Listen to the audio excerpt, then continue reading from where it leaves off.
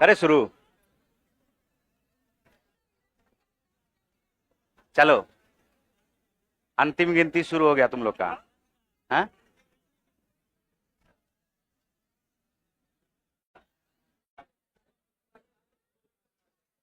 देखो यहां पर क्वेश्चन पे आ जाओ। क्वेश्चन देखो, कुछ आंकड़ों के 15 प्रेक्षण का योगफल दिया हुआ है 434 प्लस एक्स।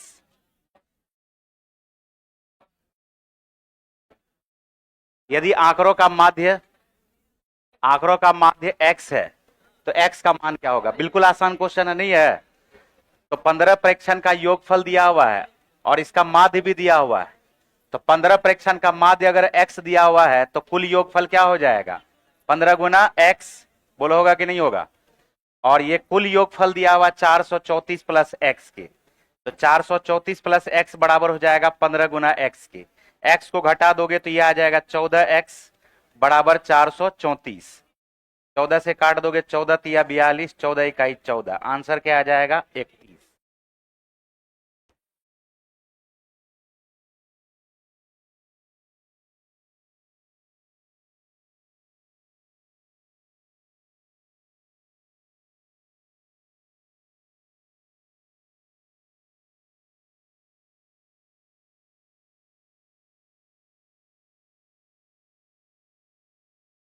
तो आसान क्वेश्चन था। चले आगे। देखो यहां ए और बी समीकरण है। ए और बी यहां पर समीकरण हमारे पास दिया हुआ है। ए और बी समीकरण x square minus 5x minus 14 बराबर 0 के मूल है। तो ए क्यूब बी स्क्वायर प्लस ए स्क्वायर बी क्यूब का मान क्या होगा? देखो क्वेश्चन क्या पूछा, ए क्यूब बी स्क्वायर प्लस ए स्क्वायर बी क्यूब है। तो क्या यह ए स्क्वायर बी स्क्वायर कॉमन ले सकते हो क्या? तो ए स्क्वायर बी स्क्वायर कॉमन लोगे तो क्या आएगा? ए प्लस बी अंदर चला आएगा। अब यहां पर ए इंटू बी का मतलब होता है मूलों का गुणनफल और ए प्लस बी का मतलब होता है मूलों का योगफल। अगर यह समीकरण हमारे पास दिया हुआ है तो समीकरण दिया हुआ है तो मूलों का योगफल क्या हो जाएगा? तो a प्लस बी मूलों का योगफल हमारे पास हो जाएगा माइनस बी बाई ई। तो माइनस माइनस ये क्या हो गया है? प्लस। बोलो हो गया है। और a इंटू बी बराबर क्या हो जाएगा? c by E. तो c के जगह पे -14 है, a के जगह पे क्या है? 1 है। ये हमारे पास आ जाएगा -14/1। अब यहां पर मान रख दो। देखो -14 का ये स्क्वायर हो जाएगा, -14 का स्क्वायर क्या आ जाएगा? 196। और इसको गुना किससे करना पड़ेगा? 5 से। तो 196 को गुना कर दोगे किससे? 5 से।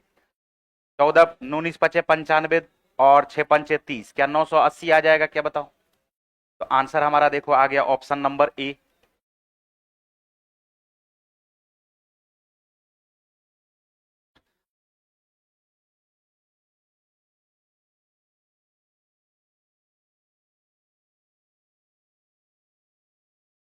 ए क्यूब बी स्क्वायर में ए स्क्वायर बी क्यूब में ए स्क्वायर और बी स्क्वायर को कॉमन ले सकते हैं। यहां से बच जाएगा ए और यहां से क्या बच जाएगा? बी। ए इंटू बी बराबर होता है मूलों का गुणनफल, ए प्लस बी बराबर होता है मूलों का योगफल। तो मूलों का गुणनफल बराबर हो जाता है हमारे पास सी बाई ए और मूलों का योगफल बराबर होता है माइनस बी बाई ए। तो माइनस माइनस ये क्या हो जाएगा? प्लस हो जाएगा। ठीक है, चले आगे।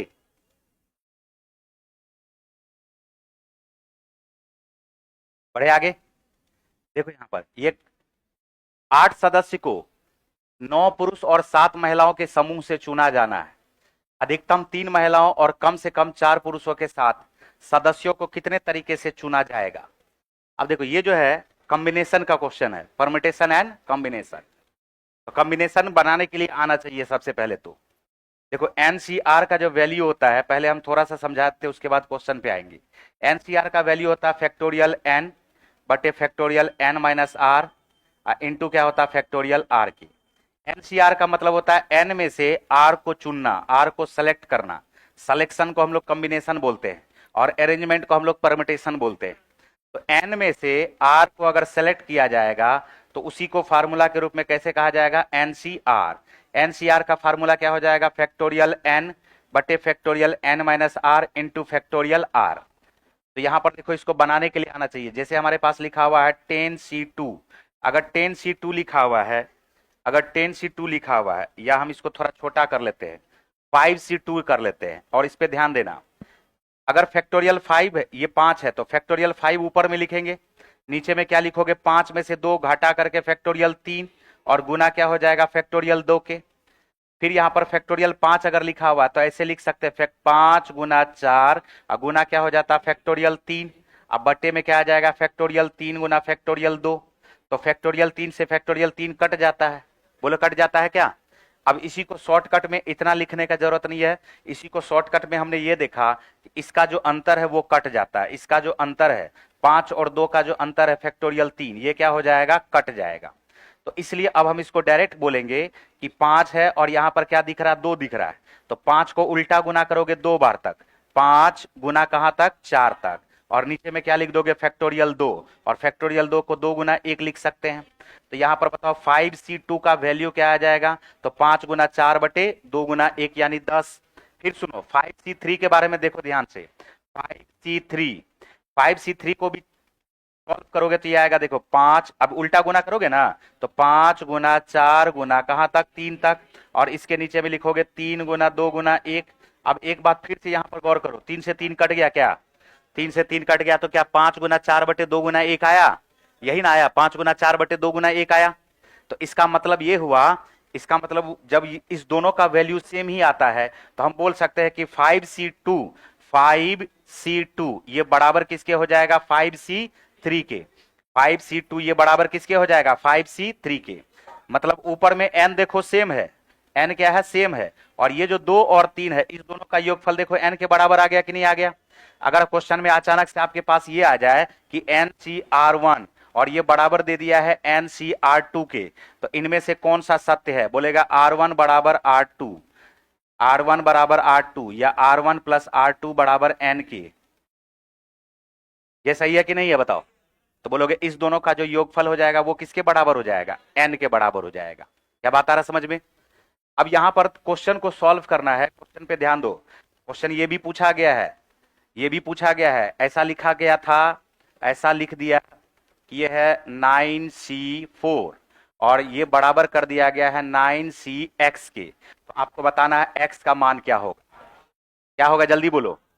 तो बोलोगे 4 में क्या जोड़ेंगे कि 9 आ जाएगा, तो 5, तो x का मान क्या आ जाएगा 5। तो ये निकालने का तरीका है, इसको सॉल्व करने का ये तरीका है। यहां पर देखो ध्यान से, अब हम इस क्वेश्चन पे आते हैं, इस क्वेश्चन पे आते हैं, क्वेश्चन पे ध्यान दो। 8 सदस्य को 9 पुरुष और 7 महिलाओं के समूह में चुना जाना है। अधिकतम 3 महिला और कम से कम 4 पुरुषों के साथ सदस्यों को कितने तरीके से चुना जाएगा, सदस्यों को कितने तरीके से चुना जाएगा। ध्यान से सुनना। सबसे पहले तो ये देखो कि पुरुषों की संख्या कितनी है 9, 9 पुरुषों की संख्या और 7 महिलाओं की संख्या। टोटल सदस्य कितना चुनना है, तो बोलोगे 8, टोटल सदस्य कितना चुनना है 8। अधिकतम 3 महिला हो सकती है, अधिकतम 3 महिला हो सकती है, तो न्यूनतम तो कुछ भी हो सकती है, 3 से अधिक महिला नहीं होगी। तो पहला कंडीशन को लेकर के स्टार्ट करेंगे क्वेश्चन को सॉल्व करना। देखो यहां पर अधिकतम अगर 3 महिला होगी तो बोलोगे क्या 7 में से 3 महिला को चुनेंगे 7C3, तो 3 महिला को चुनेंगे और टोटल सदस्य की संख्या कितनी है 8। तो 8 में से अगर 3 महिला आ गई तो शेष कितना बचा 5, तो 5 सदस्य किससे चुनाएगा 9 से। तो हम लिखेंगे 9C5 इंटू 7C3। लेकिन यहां पर कंडीशन है अधिकतम, और भी कंडीशन बन सकता है, बिल्कुल बन सकता है। अधिकतम 3 महिला हो सकती है, न्यूनतम का कोई हिसाब नहीं है। क्या 7C2 भी लिख सकते हैं क्या, बिल्कुल लिख सकते हैं। अधिकतम न्यूनतम का कोई सीमा नहीं है। तो 3 से 1 कम कर दिए 2। अगर 2 सदस्य 8 में से चुना गया तो 6 सदस्य किस में से चुना जाएगा 9 में से। तो हम लिखेंगे 9C क्या हो जाएगा 6। क्या और कंडीशन बनेगा, बिल्कुल बनेगा, कंडीशन बनता जाएगा। क्या 7C1 होगा, अगर 7C1 होगा तो बच गया 8 सदस्य में से 1 सदस्य, बचा कितना 7, और वो 7 सदस्य किससे चुनाएगा 9 से। तो यहां क्या लिखोगे 9C7 प्लस, क्या 0 भी हो सकता है क्या, तो एक भी महिला नहीं चुनाया जाएगा, तो 7C0 लिखने का कोई मतलब नहीं है। तो क्या अब सारा का सारा 8 सदस्य 9 पुरुष में से चुनाया जाएगा, तो हम लिखेंगे 9C8। अब इसको सॉल्व करना है, ये इतना कंडीशन बनेगा। अगर अधिकतम 3 महिला होगी तो 5 पुरुष, 2 महिला होगी तो 6 पुरुष, 1 महिला होगी तो 7 पुरुष, एक भी महिला नहीं होगी तो 8 पुरुष। तो अधिकतम सीमा किसका दिया हुआ है? महिला का। न्यूनतम का कोई सीमा नहीं है। अब यहां पर देखो, इस क्वेश्चन को सॉल्व करोगे, क्या 9C5 है क्या? तो 9C5 है तो क्या इसको 9C4 की तरह बना सकते हैं क्या? और 9C4 की तरह अगर बनाएंगे तो 9 को कितना बार उल्टा गुना करेंगे? 4। 9 गुना 8 गुना 7 गुना 6। अब बट्टे में क्या लिखोगे? 4 गुना 3 गुना 2 गुना 1। क्या ये बात समझ में आया? 9C5 भी लिखते, अगर उल्टा गुना करते तो यहां पर देखो 5 भी आता और इधर भी क्या आता? 5। तो ये दोनों देखो 5 कट जाता कि नहीं कट जाता? बताओ। चलो इसको काट देते, ठीक है। 7C3 को क्या लिखोगे? जल्दी बोलो।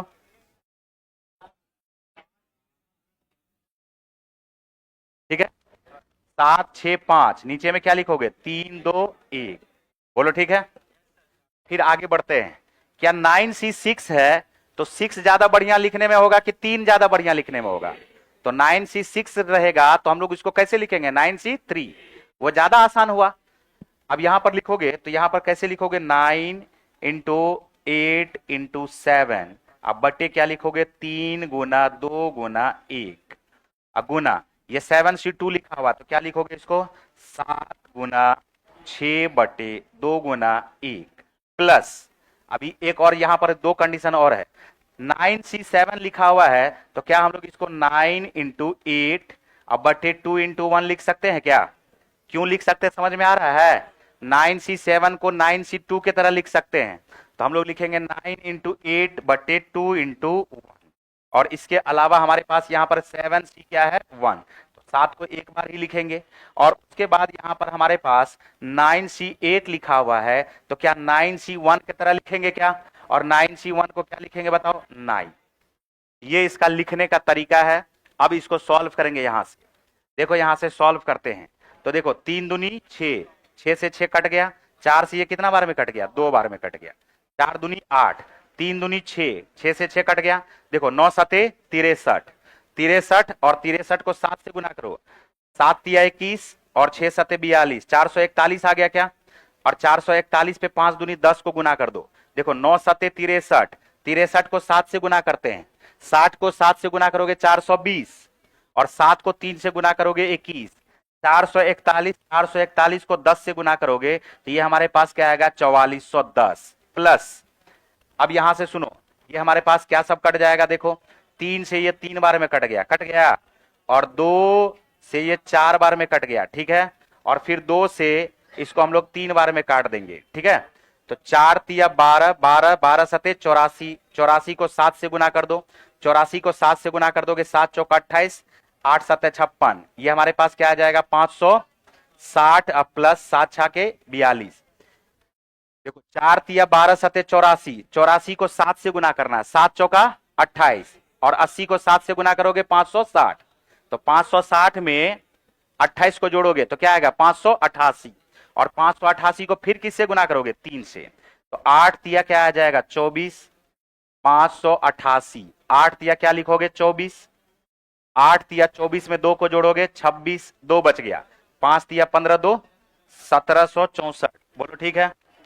उसके बाद प्लस, यहां पर देखो एक काम, एक बुद्धि यहां पर और भी लगा सकते थे। देखो यहां पर 3 कितना बार आया? 2 बार। 3 कितना बार आया? 7 कितना बार आया? और 2 कितना बार है? 2 बार। 2 कितना बार है? तो 7 तिया 21, 21 दूनी 42 का स्क्वायर, 21 दूनी 42 का, तो 42 का स्क्वायर क्या हो जाता? 1764। 2 से काटोगे 2 चौका 8, 9 चौका 36, 36 को 7 से गुना करेंगे 6 सते 42, 7 तिया 21 में 4 को जोड़ोगे 25। अब प्लस हमारे पास क्या आया? 9। इन सभी को जोड़ेंगे आंसर आ जाएगा। इन सभी को जोड़ दो। अब 4410 है और 1764 है और 252 में 9 को जोड़ेंगे 4400 प्लस 100 मिलके आ गया 4500। 4400 प्लस 1700, 4400 में अगर हम 1700 को जोड़ेंगे तो ये हमारे पास क्या आएगा? 6100। 6100 200 मिलके 6500, 6100 और 200 मिलकर के क्या आ जाएगा? 6300। देखो नजदीक में कौन सा आ गया है? यूनिट डिजिट से भी कर सकते हैं क्या? देखो तो 4 2 6, 6 और 9 मिलकर के 15। आंसर देखो ये आ जाएगा सी। उससे ऊपर वाला होगा ना।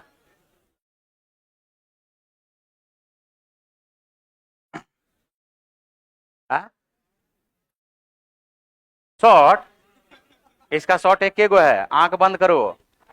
जिस पे ऐसे ऐसे करना है आंख बंद करके, बात समझे। 100 तक गिनना है, 100 जहां पे खत्म होगा वही आंसर हो जाएगा, बात समझे। हैं? तुम लोग का खाली शॉर्टे वाला क्वेश्चन करा है ना, शॉर्टे वाला क्वेश्चन करा है। हैं? अरे बुड़बक, ड्राइवर बनना कि खलासी।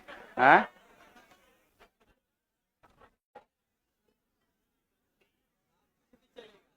चलो समझ गए हम। देखो अगला क्वेश्चन,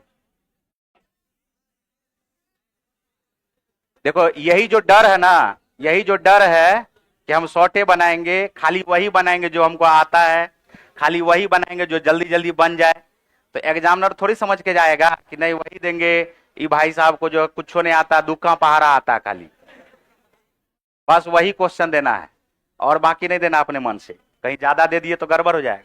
आई मेरा क्वेश्चन भी नहीं है ये भी, तुम लोग को अगर लग रहा है कि कोई, ये तो लिखा हुआ है एक्सपेक्टेड, अरे एक्सपेक्टेड नहीं है क्वेश्चन, ये क्वेश्चन ये प्रीवियस ईयर का है, बात समझ में आ रहा है, ये पूछा गया क्वेश्चन है। चलो हम समझिए गए, अगला क्वेश्चन पे आ जाओ।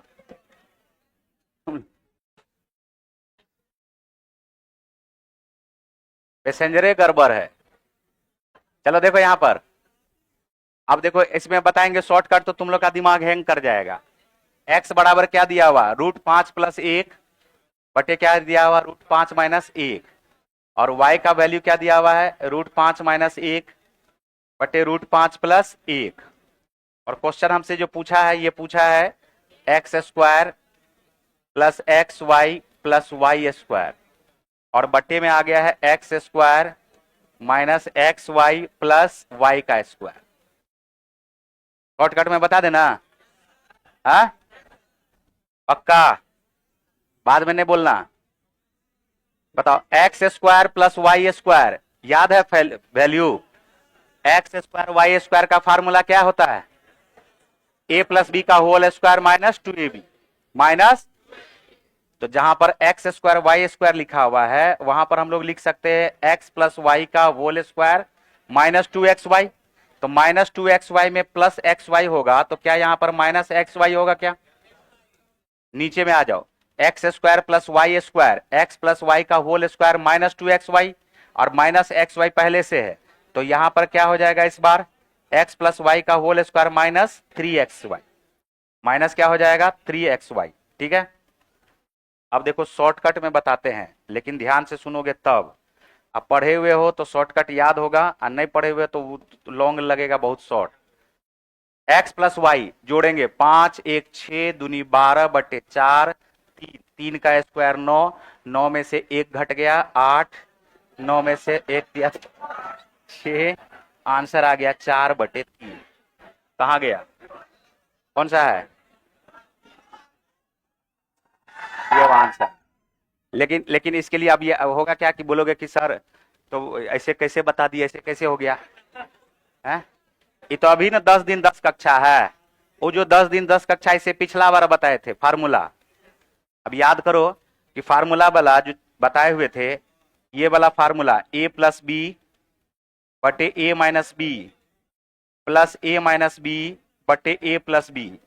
अब याद करो क्या था, बोलोगे a - b a + b, क्या लिखते हैं जल्दी बोलो, a² - b², बोलो इसमें कोई दिक्कत, और a + b का whole square plus a - b का होल स्क्वायर, तो ये भी याद होगा कि इसको क्या लिखते हैं 2a² + b²। क्या ये बताए हुए हैं, ये पढ़ाए हुए हैं, बोलो जल्दी।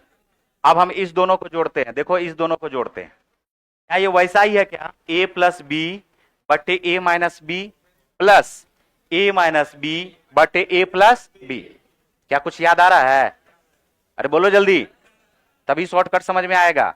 a + b बटे a - b, ये जो हम लिखे हैं a + b बटे a - b plus a - b बटे a + b, हमने कहा दोनों का एलसीएम लेंगे, a माइनस बी को a प्लस बी से गुना करोगे A square minus B square, ऊपर में आएगा a प्लस बी का whole square plus a minus B का होल स्क्वायर। तो a प्लस बी का होल स्क्वायर और प्लस a माइनस बी का होल स्क्वायर का भी फार्मूला लिखाए थे, 2 into A square plus B square. और ये भी याद होगा कि ये भी हमने लिखाया था कि a प्लस बी अब बटे a माइनस बी, और उसमें से घटाते हैं a माइनस बी अब बटे a प्लस बी। तो नीचे में याद करो a square minus B square, और ऊपर में क्या था 4ab था कि नहीं था। तो बताओ अगर ये याद रहता तो ये हमारे लिए कितना आसान है। वही हम यहां पर यूज किए हैं, लेकिन इसको मन में कर दिए खाली। देखो यहां पर दोनों को जोड़ते हैं, ये a माइनस बी है, a प्लस बी है, तो a square minus B square लिखोगे ना जी, तो रूट 5 का स्क्वायर 5, 1 का स्क्वायर, तो 5 में से 1 गया 4, देखो लिख दिया।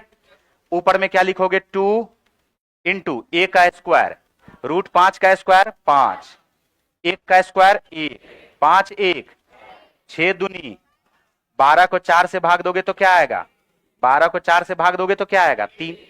तो हमने x प्लस वाई किया तो इसके जगह पे क्या आया 3, और x इंटू वाई करोगे तो ये तो दोनों एक दूसरे का रेसिप्रोकल है, नहीं है, और रेसिप्रोकल आपस में गुना होगा तो क्या बनता है a, क्या बनता है। तो वही काम हम किए हैं और कुछ नहीं किए हैं। देखो यहां पर हमने यहां पर क्या किया कि हमने इसके जगह पे 3 रखा, हम बोलेंगे 3 का स्क्वायर करोगे तो क्या आएगा 9, 3 तिया 9, माइनस x इंटू वाई दोनों को आपस में गुना करोगे, देखो नीचे से ऊपर वाला और नीचे से ऊपर वाला क्रॉस मल्टीप्लाई होकर कट जाएगा, तो इसके जगह पे क्या आएगा 1, फिर यहां पर लिखोगे 9, और फिर यहां पर 1 आएगा, 1 को 3 से गुना करोगे तो क्या आएगा 3, 9 में से 1 गया 8, 9 में से 3 गया 6, तो आंसर हमारा क्या आ गया 4/3। देखो यही आंसर है 4/3। लेकिन ये याद रहेगा तब ना कि अंतिम 10 दिन क्लास वाला ही अंतिम वाला क्लास ही याद रहेगा, पीछे वाला जो पढ़ा है उसका कोई याद नहीं। कैसे चलेगा काम, लगातार ना क्लास चल रहा है जी, ये तीसरा वाला चल रहा है क्लास, इसमें हॉट शॉट लगाना था, तुम लोग इसको कूल शॉट बना दिया है।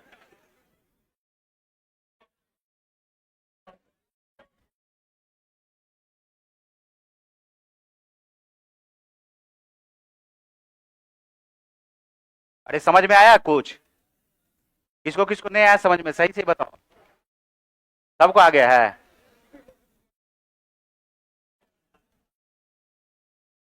चलो नया तब एग्जाम के बाद समझना, अगला क्वेश्चन पे आ जाओ।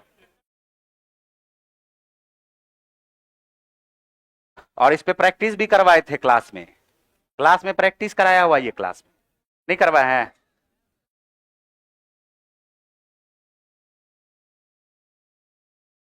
चले आगे,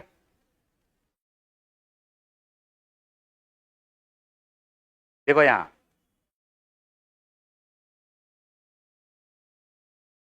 एपी के 11वें पद, एपी के 11वें पद और उसके 18वें पद का अनुपात 2:3 है, तो इसके प्रथम 5 पदों के योग का प्रथम 10 पदों के योग से अनुपात क्या होगा। देखो एग्जाम जो लोग देता है तो पूरा पीछे बहुत सारा चीज सीख के तब जाता है एग्जाम देने, इन्हें जो अंतिम दिन जो क्लास में पढ़ाई हुआ वही आएगा एग्जाम में। ऐसा होता तो लोग अंतिम दिन ना आता क्लास करने, बताओ। तो पीछे जो जितना पढ़ाया हुआ उस सबको याद रखना ना पड़ेगा जी। बताओ एपी है, एपी का क्या मतलब होता है, कॉमन डिफरेंस बराबर होना चाहिए लगातार सीरीज में। अगर लिखा हुआ 4, 4 के बाद 8, 8 के बाद 12, 12 के बाद 16, तो देखो लगातार 4 4 4 4 बढ़ रहा है।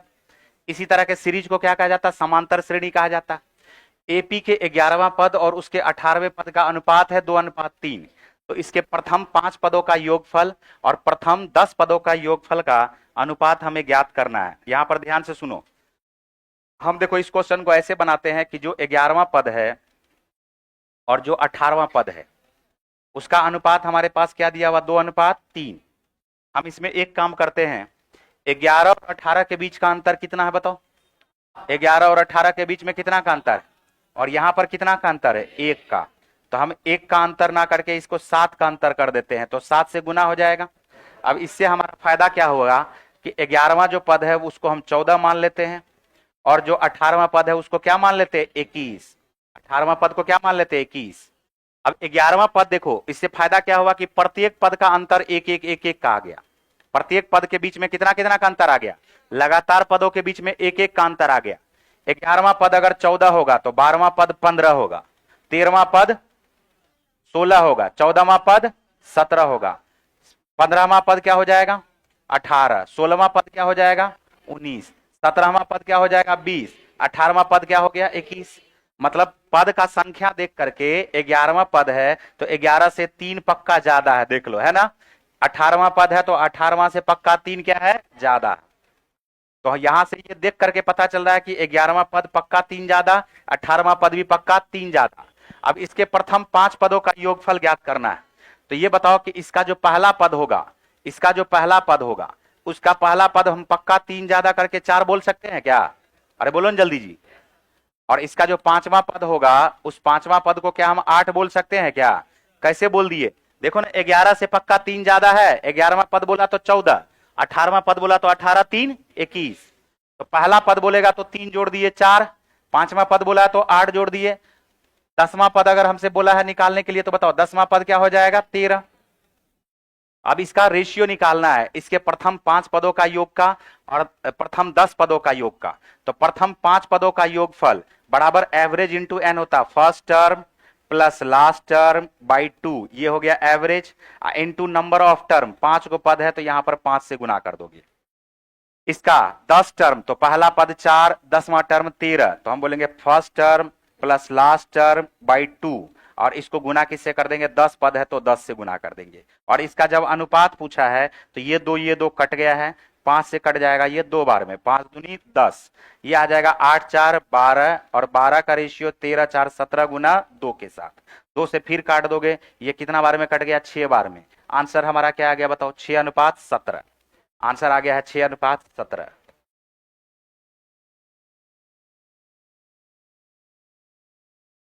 योगफल बराबर होता है एवरेज गुना नंबर ऑफ टर्म के, first term plus last term by 2, समांतर श्रेणी में रहे तब, first term plus last term by 2, 5 पद का योगफल, पहला पद 4, 5वां पद 8, first term plus last term by 2 into number of term यानी 5 टर्म।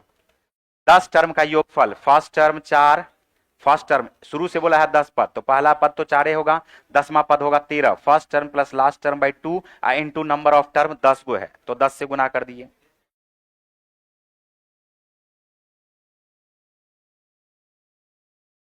इसमें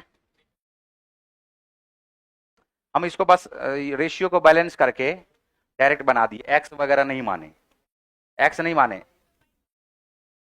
हाँ डिफरेंस से की है, 11 और 18 के बीच में कितना का अंतर है 7 का, तो यहां भी 7 का अंतर लाना है, और 7 का अंतर लाना है तो 2 से इधर भी, 7 से इधर भी गुना कर दिए, 7 से इधर भी कर दिए। देखो ना, ये 14 हो गया 21 हो गया, देखो इसके बीच में कितना का अंतर हो गया, 7 का अंतर हो गया।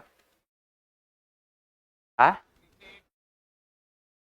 कोई दिक्कत नहीं है, उसको उसको भी हम लोग बैलेंस कर लेते, ठीक है, एक से ज्यादा भी रहता तो भी बैलेंस कर लेते। क्या हुआ, उससे भी कोई दिक्कत नहीं है, उससे भी कोई दिक्कत नहीं है, उसमें भी हमारा हो जाएगा, तब 2-2 का अंतर हो जाएगा, और क्या, तब 2-2 का अंतर हो जाएगा। यहां पर तो देखो जैसे मान के चलो 3:5 रहता, जैसे तुम्हारा पूछना सही है, 3:5 रहता, कितना का अंतर है 7 का, यहाँ पर 7 का अंतर है तो 7 तिया 21, और ये हमारे पास क्या हो जाएगा 7 पचे 35, ठीक है, तो ये 21 आ गया और ये 35 आ गया। अब जो हमारा अंतर आ जाएगा वो उसके बाद हमको निकालना पड़ेगा, इसमें अंतर कितना कितना का आ जाएगा, लगातार 7 टर्म के बीच में यहाँ पर 14 का अंतर आ गया, तो इसका मतलब कॉमन डिफरेंस हमारे पास क्या आ गया 2, और कॉमन डिफरेंस तब 2 का ही इस्तेमाल करके हम प्रथम पद निकाल लेते, ठीक है।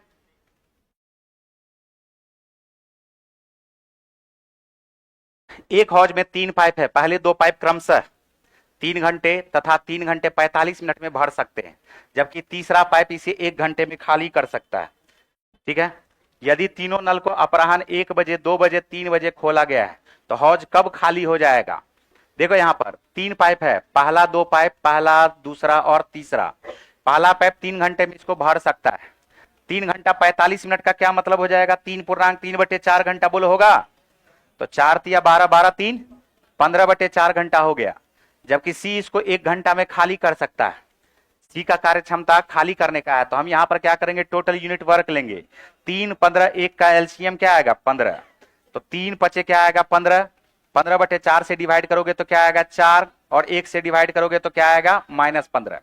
अब हुआ यहां पर क्या, सब 1 बजे खोला, 2 बजे खोला और 3 बजे खोला तीनों को, तो पहला जो नल खोला उसको कितने बजे खोला 1 बजे, तो 1 बजे से लेकर के पहला नल खोला है उसको 1 बजे से लेकर के 3 बजे तक चलता रहेगा, और 1 बजे से लेकर के 3 बजे तक 5 के कार्य क्षमता से 2 घंटा तक चलेगा, तो 5 दूनी 10 भर देगा। बी को कब खोला है? 2 बजे, 2 बजे से लेकर 3 बजे तक 4 के कार्य क्षमता से 1 घंटा तक चलता रहेगा, तो कितना यूनिट भर देगा? 4।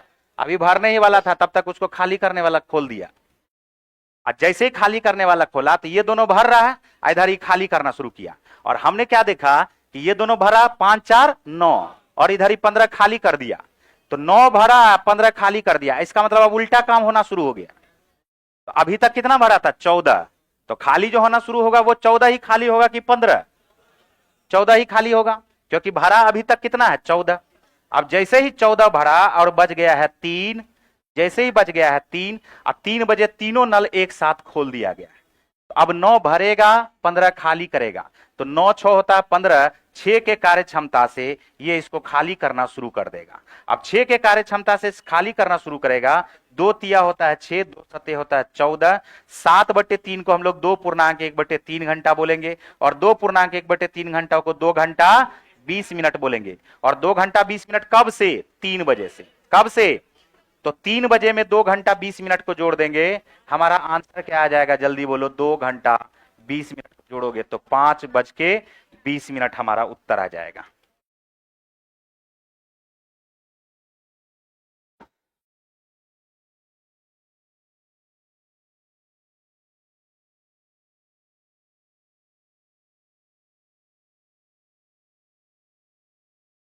क्या कोई दिक्कत? बोलो।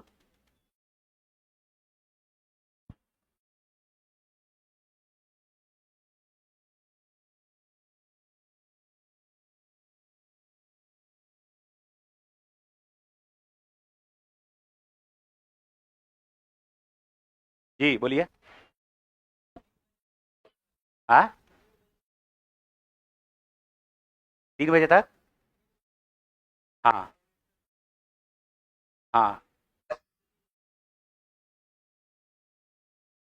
3 बजे खोला ना, 3 बजे तक कितना भर गया? 14 यूनिट। 3 बजे तक भरा कितना? चलो अगला क्वेश्चन देखो। अब बाकी जो है डिस्कशन बाद में करना, इधर आ जाओ, है ना। इसमें बताओ, इतना आराम से खोल रहे हैं, भर गया, फिर खोल रहे हैं, तब भी नहीं आ रहा समझ में, कैसे चलेगा? आई अंतिम समय में 20 लीटर 36 लीटर है, दो मिश्रण दिया हुआ है, और इसमें स्पिरिट और पानी का रेशियो है 3 और 7, और एक में दिया हुआ पी क्यू। दोनों मिश्रण को आपस में मिश्रित किया गया है। नए मिश्रण में स्पिरिट और पानी का अनुपात 27:29 है, तो पी क्यू का मान ज्ञात करें। देखो कुछ नहीं है, 20 और 36 को जोड़ो, कितना हुआ? 56। कितना लीटर है? 56 लीटर। और इस 56 लीटर में पी और क्यू का रेशियो क्या दिया हुआ? जल्दी बोलो। 27 और 29। इसमें से 20 लीटर में, इसमें से जो 20 लीटर है उसमें अनुपात हमारे पास दिया हुआ 3:7, और इस 36 लीटर में जो अनुपात दिया हुआ वह दिया हुआ है पी अनुपात क्यू। क्वेश्चन पूछा है पी अनुपात क्यू निकालिए। अब इससे आसान क्वेश्चन क्या होगा बताओ? 27 + 29 मिलकर के 56, 56 बराबर 56 लीटर के, तो 1 बराबर 1 लीटर। तो ये बताओ 27 लीटर और ये क्या 29 लीटर हुआ क्या? 7 3 10 दूनी 20, तो 3 दूनी 6 लीटर, और 7 दूनी 14 लीटर। अब ये बताओ कि इस दोनों को जब जोड़ा है तब 27 आया है, तो इसका मतलब हम बोलेंगे ना 27 में से 6 को घटा दीजिए, तो 27 में से 6 को घटाओगे क्या आएगा? 21, और 29 में से 14 को घटाओगे क्या आएगा? 15। बोला आएगा कि नहीं आएगा? लेकिन ये तो रेशियो के रूप में है। किसके रूप में है? ये 21 लीटर हुआ, ये 15 लीटर हुआ। अब इसका रेशियो निकालोगे, 3 7 21, 3 5 15। उत्तर हमारा क्या आ जाएगा? 7:5।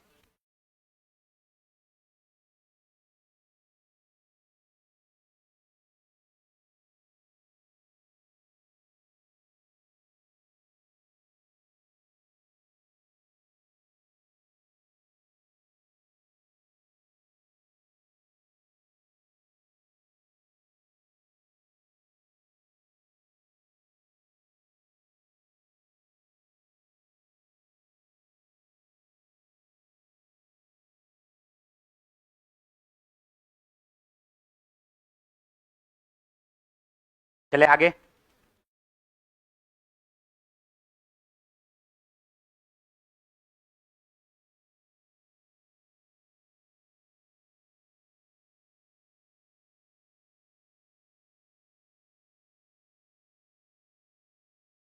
चले आगे।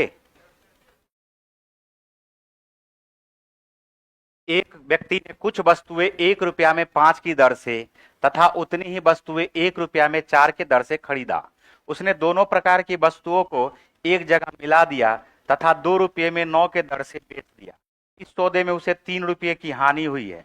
तो उसके द्वारा खरीदी गई कुल वस्तुओं की संख्या कितनी थी? कुछ लोग का कहना होगा कि भाई साहब ये तो गलत दे दिया क्वेश्चन। कैसे? 1 रुपया में 5 को खरीदा, 1 रुपया में 4 को खरीदा, तो हो गया 2 रुपया। 2 रुपया में 9 को खरीदा, तो 2 रुपया में 9 को बेचा, तो हानि कैसे हुआ?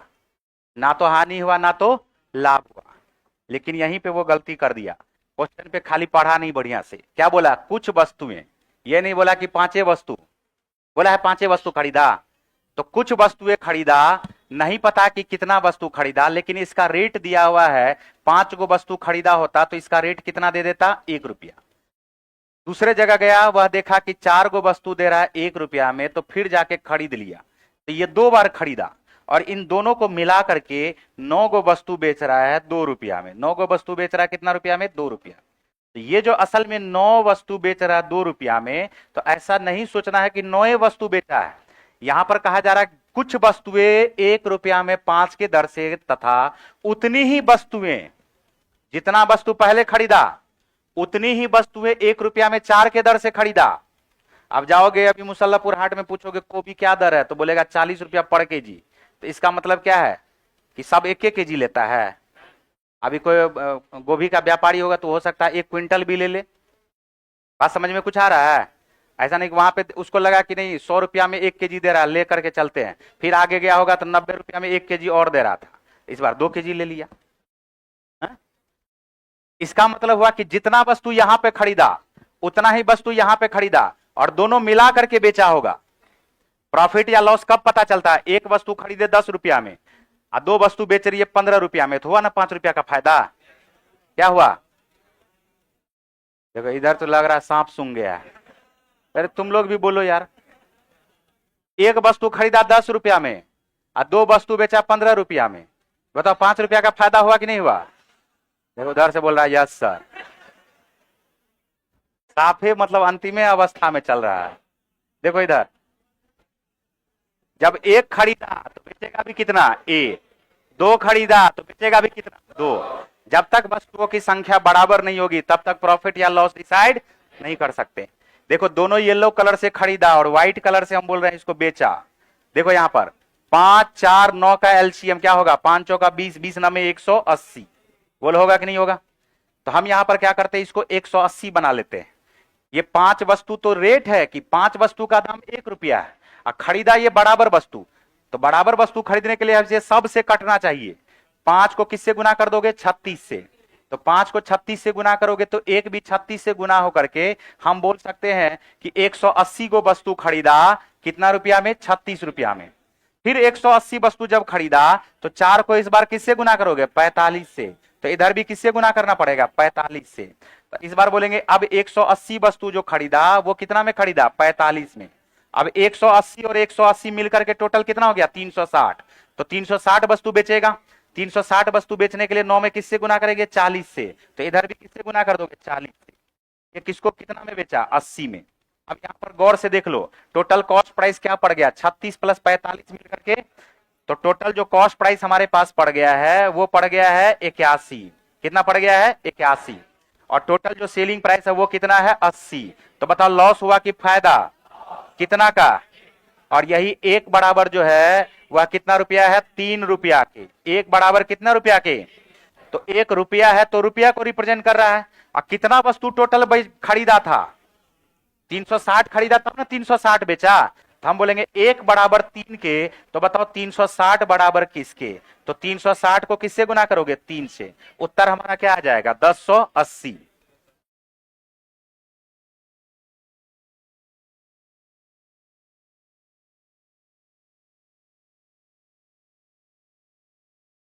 नहीं, टोटल 300, 180 खरीदा, फिर 180 खरीदा, 2 बार 180 खरीदा, तो टोटल क्या होगा? 360।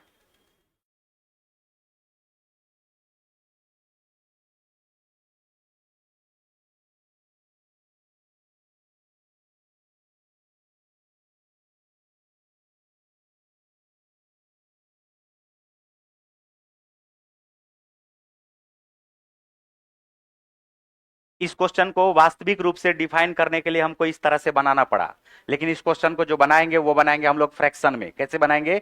फ्रैक्शन में। इस क्वेश्चन को वास्तविक रूप से डिफाइन करने के लिए कि इतना खरीदा फिर इतना खरीदा, दोनों को मिला करके ये बेच दिया, इसी वजह से हमको इसको ऐसे बनाना पड़ा। एक तरीका हमारे पास जो फ्रैक्शन वाला, वो देखो ज्यादा जल्दी बनेगा क्वेश्चन। हटा दे इसको। देखो ये जो है, कुछ वस्तुएं 5 रुपया, 1 रुपया में 5 के दर से खरीदा। तो जब खरीद रहा था तो 1 रुपया में 5 के दर से, तो एक का दाम क्या पड़ेगा? 5। 1/5 बोलो पड़ेगा क्या? 5 को खरीदा 1 रुपया में, तो एगो का दाम क्या पड़ेगा? 1/5। फिर आगे जाकर के एक और वस्तु खरीदा 1 रुपया में 4 के दर से, तो 1 रुपया में 4 के दर से खरीदा, तो 1 बटे क्या लिखोगे? 4। तो असल में देखो एक वस्तु हुआ, एक वस्तु हुआ, टोटल मिला के क्या गो वस्तु हुआ? एक वस्तु हुआ, एक वस्तु हुआ, टोटल मिला के क्या गो वस्तु हुआ? तो जब 2 गो वस्तु खरीदा तो 2 गो वस्तु बेचेगा भी ना। लेकिन इसका जो यहां पर सेलिंग प्राइस है, ये बोला है 2 रुपया में 9 के दर से, तो एगो का दाम क्या हो जाएगा? 2 रुपया में 9 के दर से 2/9। लेकिन ये अभी तक हुआ नहीं, 2 गो खरीदा है तो बेचेगा भी कितना? तो ये एगो का दाम है 2/9, तो किससे गुना कर दोगे? 2 से। किससे गुना कर दोगे? 2 से। अब इसको सॉल्व करो, 5 चौका 20, ये आ गया 4 5, 4 5 9, ये हो गया इसका कॉस्ट प्राइस, ये हमारे पास हो गया 4/9, ये क्या हो गया? इसका सेलिंग प्राइस। तो बताओ हानि कितना का हो गया? तो कॉस्ट प्राइस में से सेलिंग प्राइस को घटा देंगे, हानि हो गया है 20 नमे 180, 9 नमे 81, 20 चौका 80, 81 में से 80 घटाओगे तो 1/180 बराबर 3 रुपया के। कितना रुपया के? 3 रुपया के। तो बताओ 1 यूनिट बराबर 18 तिया 54, 540 के होगा, लेकिन खरीदा कितना था? तो 2 यूनिट बराबर क्या हो जाएगा? 540 को किससे गुना कर दोगे? 2 से। उत्तर आ जाएगा 1080। यह तरीका से बन जाएगा क्वेश्चन। ठीक है।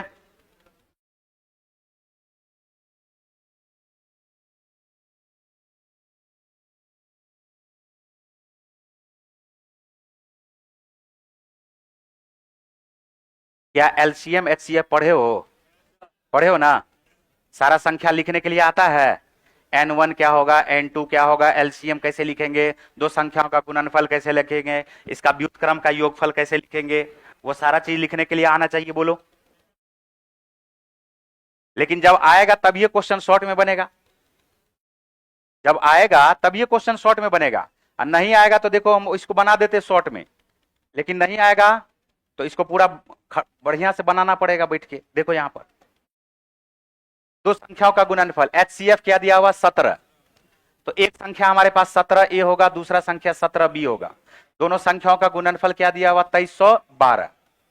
क्वेश्चन पूछा जा रहा है उसके व्युत्क्रम का योगफल। व्युत्क्रम का योगफल, असल में इसका व्युत्क्रम देखो 1/17A प्लस 1/17B, इसका व्युत्क्रम का योगफल होगा 17A 17B का एलसीएम हो जाएगा 17AB। असल में ये एलसीएम होता है, 17AB क्या होता है? एलसीएम। और ऊपर में आ जाएगा A, ऊपर में आ जाएगा B। देखो यहां पर कितना आसान हो गया, नीचे में 17AB है, 17 से काट देंगे, 17 इकाई 17, 17 इकाई 17, बच गया हमारे पास कितना? 6, 17 तिया 51, 17 छाके 102। तो 17AB का मान क्या आ गया? 136। नीचे में क्या आ गया? 136। ऑप्शन हम देख करके डायरेक्ट बोल सकते हैं कि 136 वाला आंसर होगा। तो आंसर हमारा कौन सा हो गया? Option number C. लेकिन ए और बी भी निकालना है तो हम एक काम और कर सकते हैं, 17 से फिर काट दोगे तो 17 से ये देखो 8 बार में कट जाएगा क्या? ए इंटू बी बराबर आ गया है 8 की, ए इंटू बी बराबर 8 के आ गया है। ए और बी क्या है भाई? तो ए और बी दो अन्य गुणनखंड है, दो संख्याओं का दो अन्य गुणनखंड है, और ये दोनों हमेशा क्या होता है? को प्राइम नंबर होता है। ये दोनों हमेशा क्या होता है बताओ? को प्राइम नंबर होता है। यहां पर क्या सब बन सकता है? 1 गुना 8, 2 गुना 4, लेकिन 4 गुना 2 कभी भी को प्राइम नंबर नहीं है। तो ए का मान 1 आएगा, बी का मान 8 आएगा। अब ए प्लस बी का योगफल 8 प्लस 1 जोड़ दोगे तो क्या आ जाएगा? 9। देखो 9/136 आ गया क्या?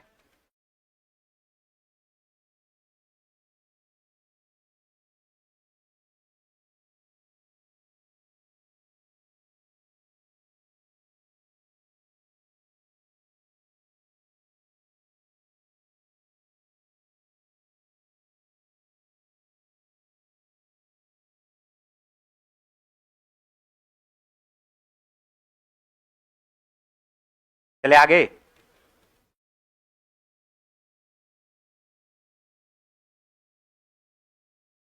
एक एक क्वेश्चन सब पढ़ाया गया है, सब A to Z। अब अंतिम समय में याद नहीं रखोगे तो इसको तो प्रॉब्लम में आएगा। एक नाव धारा की दिशा में बिंदु ए से बी तक जाती है, बिंदु ए से 10 किलोमीटर की दूरी पर है, बिंदु ए से बी की ओर जाती है। देखो क्वेश्चन जो है ऑनलाइन में कम दिख रहा होगा, हम यहां पर लिख देते ए से बिंदु बी तक जाती है, ए से 10 किलोमीटर की दूरी पर है, ठीक है। फिर वापस आती है, बी से ए पर वापस आती है। यदि शांत जल में नाव की चाल 3 किलोमीटर प्रति घंटा, वेलोसिटी ऑफ बोट दिया हुआ है, क्या दिया हुआ है, 3 किलोमीटर पर घंटा, ठीक है। तो नाव ए से बी तक जाने में और बिंदु बी से ए तक आने में 8 घंटे का कम समय लगता है। बिंदु बी से ए तक आने में 8 घंटे का कम समय लगता है। तो बिंदु बी से ए तक आने में, ए तथा बी से जाने में, ए से बी जब गया तो जितना समय लगा, और बी से ए जब आया तो जितना समय लगा, तो जब बी से ए आ रहा था उससे 8 घंटा कम समय लगा था, उससे 8 घंटा क्या लगा था। तो इसका मतलब है कि यह धारा के दिशा में जा रहा होगा।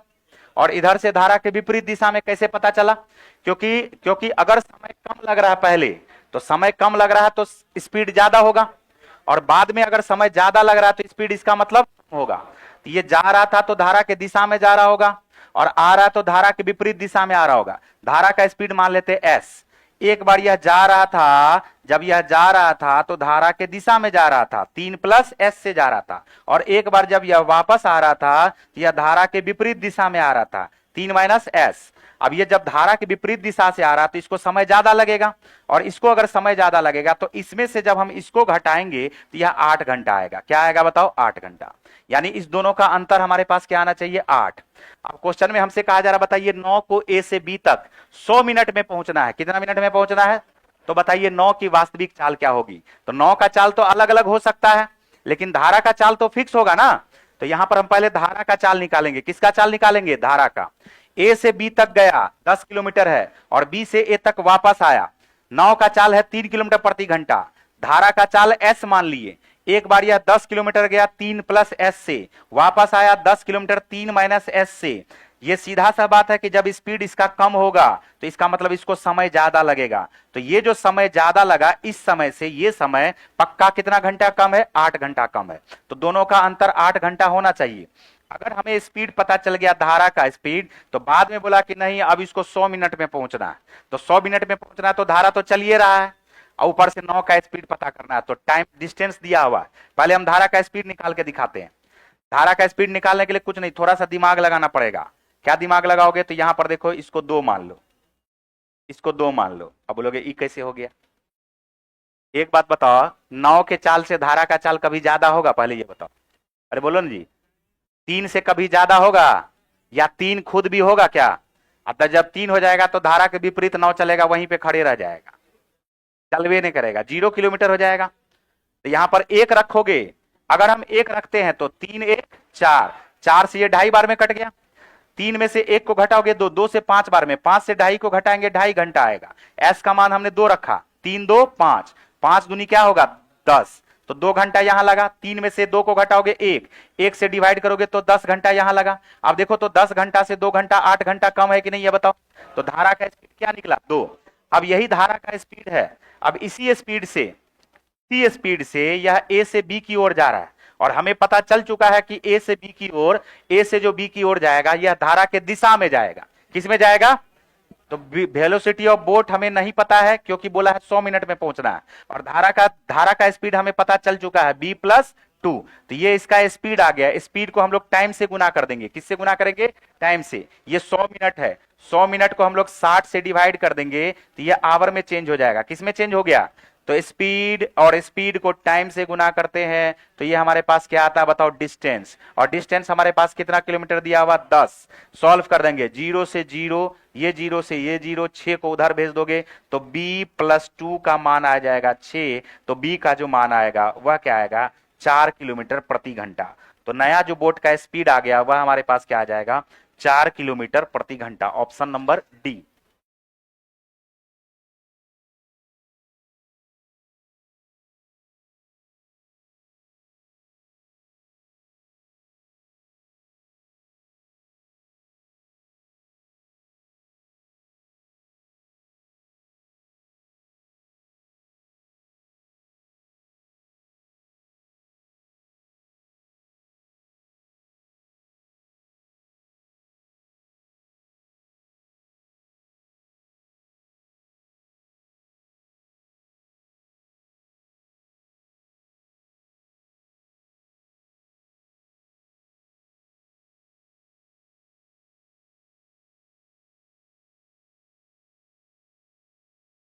चले आगे। 50 पैसे, 25 पैसे और 1 रुपया का सिक्का है, 5:6:2 में है। सभी सिक्के का मूल्य है 42 रुपया। तो 25 पैसे के सिक्कों की संख्या ज्ञात करें। 50 पैसा है, 50 पैसा, 25 पैसा और 1 रुपया का सिक्का है।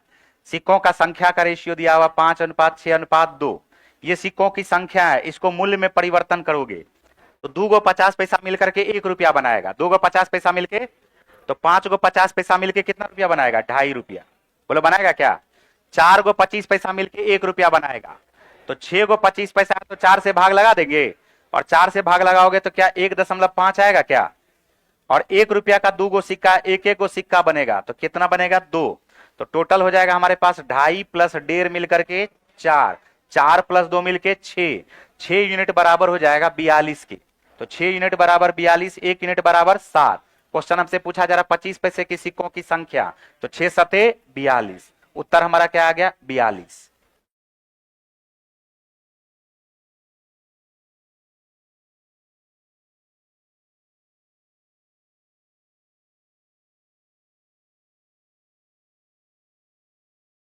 चलो अगला क्वेश्चन देखो। एक निश्चित धनराशि पर साधारण ब्याज, एक निश्चित ब्याज की दर से 2 वर्ष में 1200 रुपया, और उसी धनराशि का चक्रवृद्धि ब्याज साधारण ब्याज के दर से 2 वर्ष में 1290 रुपया मिलता है। मूलधन कितना होगा? मूलधन कितना होगा? 2 वर्ष में 1200 है ना जी। तो साधारण ब्याज हमेशा क्या होता है? सेम। 1 वर्ष में सेम होगा, 2 वर्ष में 1200 है। बताओ किसी प्रिंसिपल पर, बात पे ध्यान देना, किसी प्रिंसिपल पर किसी रेट ऑफ इंटरेस्ट से 1 वर्ष का साधारण ब्याज 600, अरे बोलो जल्दी, और दूसरे वर्ष का भी साधारण ब्याज कितना? 600, तब ना 1200 हुआ। और ये जो 1290 चक्रवृद्धि ब्याज है, तो ये 90 रुपया एक्स्ट्रा आ रहा है। 90 रुपया क्या आ रहा है? एक्स्ट्रा। और ये 90 रुपया क्यों एक्स्ट्रा आ रहा है? जब इंटरेस्ट पर इंटरेस्ट लग रहा है, तो 600 पर ये किसी रेट ऑफ इंटरेस्ट से 90 रुपया बना होगा। बोलो जल्दी। अब यहां पर क्वेश्चन में पूछा मूलधन क्या है, रेट ऑफ इंटरेस्ट पूछता तो 1 सेकंड का उत्तर था 15%। कितना परसेंट? अरे 15 छा के 90 होता है क्या? तो रेट ऑफ इंटरेस्ट तो 1 सेकंड में आ जाता 15%। लेकिन कोई बात नहीं है, दूसरा सेकंड में प्रिंसिपल आ जाएगा। प्रिंसिपल पूछ रहा है, प्रिंसिपल का ये 15% होगा कि नहीं होगा बताओ? तो प्रिंसिपल का 15% बराबर 600। तो प्रिंसिपल बढ़ाओ, क्या बताओ क्या होगा? 600 बटे 15 गुना क्या हो जाएगा? 100। 15 चौका 60, 40 को गुना कर दोगे 100 से, उत्तर क्या आ जाएगा? 4000। आंसर क्या आ गया है? डी।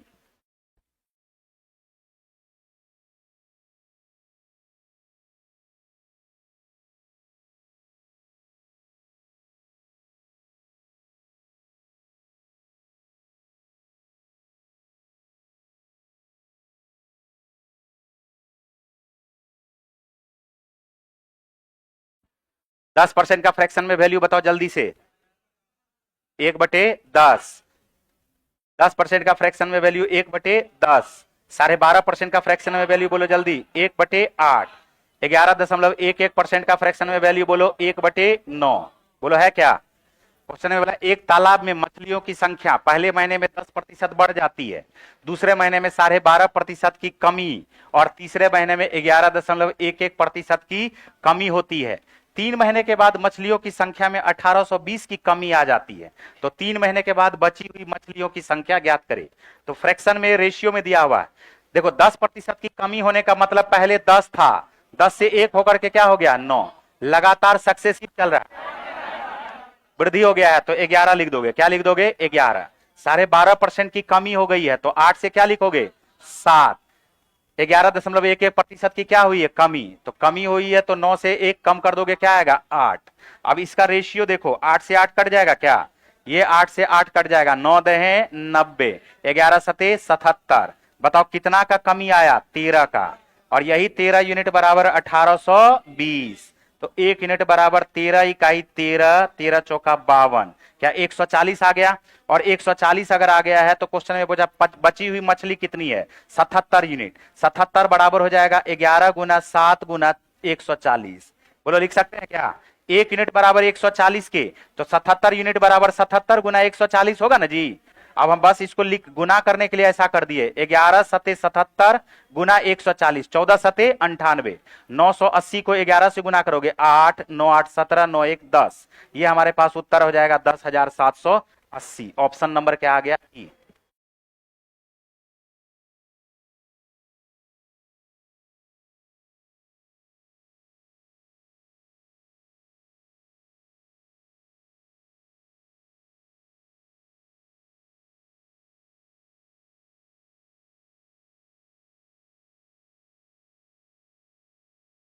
चले आगे, देखो 14 नंबर का क्वेश्चन।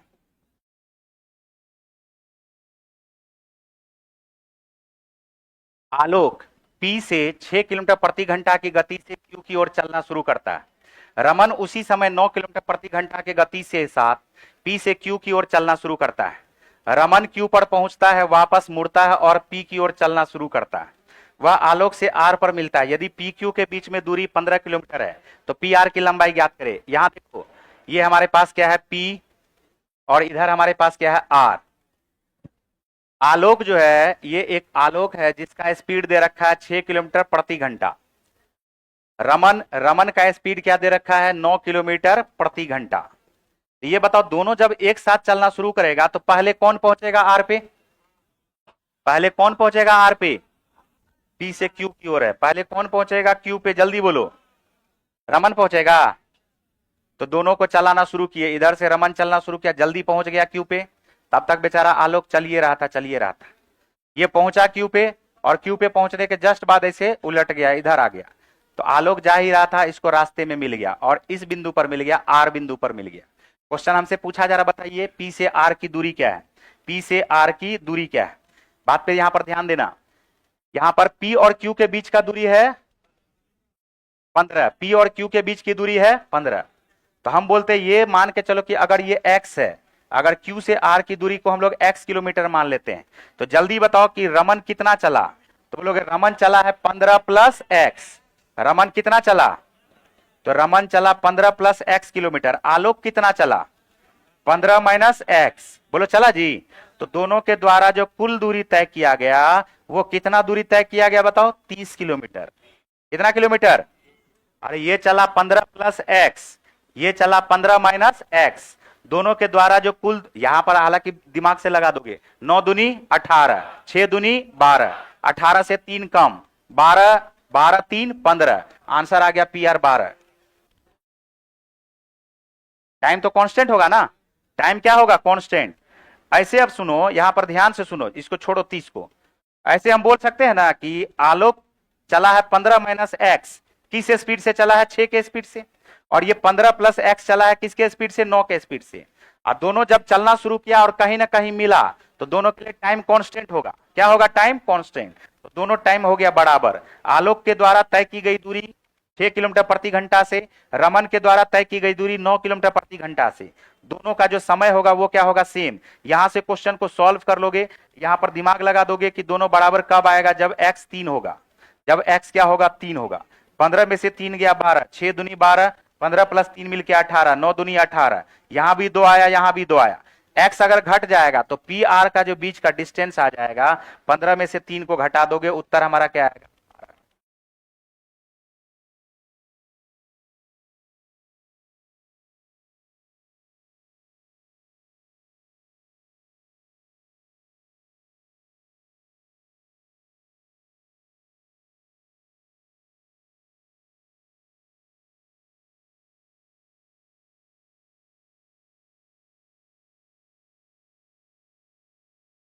क्या प्रिज्म का आयतन याद है क्या? क्या होता है प्रिज्म का आयतन? जल्दी बताओ। आधार का क्षेत्रफल गुना ऊंचाई। आधार का क्षेत्रफल गुना ऊंचाई।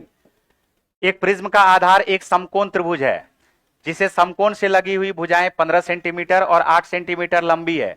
प्रिज्म की ऊंचाई है 17 सेंटीमीटर। प्रिज्म के पदार्थ का घनत्व है 7.8 ग्राम प्रति घन सेंटीमीटर। प्रिज्म का भार ज्ञात करें। प्रिज्म का आयतन निकालने के लिए क्या करोगे? जिसमें समकोण है, आधार का क्षेत्रफल, समकोण त्रिभुज है तो आधार का क्षेत्रफल half into base into height.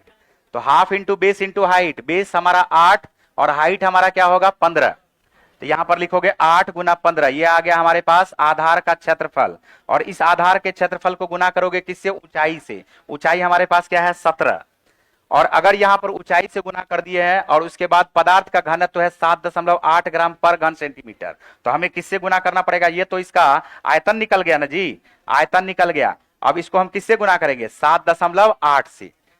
तो ये ग्राम है, बाद में इसको केजी में चेंज कर देंगे, बाद में करेंगे चीज केजी में चेंज। यहां पर सॉल्व करो, 2 चौका क्या हो गया? 8, 15 चौका क्या हो गया? 60, जीरो से ये दशमलव खत्म हो गया, 17 छाके क्या हो गया? 102। 102 को 78 से गुना करोगे, 7800 आया।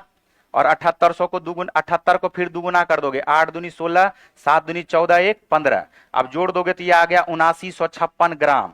7956 ग्राम को केजी में बदलने के लिए हमें क्या करना पड़ेगा? 1000 से भाग देना पड़ेगा। उत्तर हमारा क्या आ जाएगा? 7.956 ग्राम केजी, सॉरी, ये आंसर आ गया हमारा बी।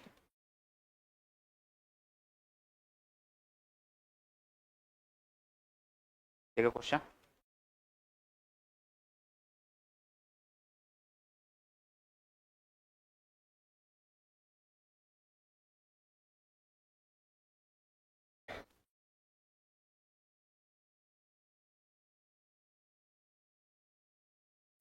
इसमें से ये बताओ 20 नंबर का क्वेश्चन देखो तो, देखो 20 नंबर का क्वेश्चन बना है क्या? 19 नंबर का क्वेश्चन, 19 नंबर का क्वेश्चन भी बन गया होगा। 17 नंबर का क्वेश्चन बना है। एक 18 नंबर में दिक्कत आ सकता है, ठीक है। 16 नंबर और 18 नंबर इसको कल बताएंगे, ठीक है। बाकी बन गया होगा। नहीं बना है? हंस रहा है, हंस रहा है, हंसी कौन सी लग रहा तुमको? नहीं बनेगा जी? अब इसमें तो सब बनना चाहिए क्वेश्चन। कल का 5 क्वेश्चन रह गया।